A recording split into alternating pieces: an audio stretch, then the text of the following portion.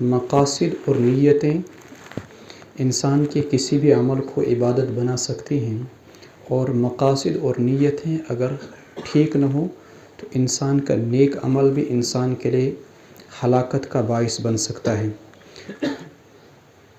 علوم دینیہ کی تعلیم کا بنیادی مقصد خدمت دین، رضائے الہی، اشاعت اسلام ہے، اور علوم عصریہ جو ہم عموماً اسکولوں، کالجوں، یونیورسٹیوں میں بچوں کو پڑھاتے ہیں، تو بچے کو پوچھا جائے بیٹا کیوں پڑھ رہے ہو، کہا اپنا بہتر کیریئر بنانے کے لیے۔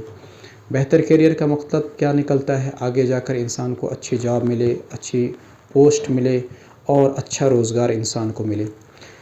اب اگر انسان ان علوم عصریہ کو نیک نیتی سے حاصل کرے کہ میں اس کو خدمت خلق کے لیے پڑھ رہا ہوں، تو یہ عصری تعلیم بھی انسان کے لیے عبادت بن سکتی ہے۔ ایک ڈاکٹر اگر اس لیے تعلیم حاصل کرے کہ میں اللہ کے مخلوق کی خدمت کر سکوں، تو رسول اکرم صلی اللہ علیہ وسلم کا یہ فرمان ذہن میں رکھے، احب الخلق الی اللہ من احسن الی عیالہ، مخلوق میں اللہ تعالیٰ کو سب سے زیادہ پیارا وہ ہے جو اس کے عیال کے ساتھ اچھا سلوک کرے، یعنی جو مخلوق کے ساتھ اچھا سلوک کرے۔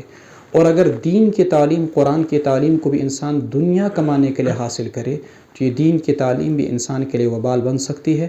علامات قیامت میں سے وَتُعَلِّمَ الدِّينَ لِغَيْرِهِ، دین کو اللہ کے لیے نہیں سیکھا جائے گا بلکہ دنیا کمانے کے لیے سیکھا جائے گا۔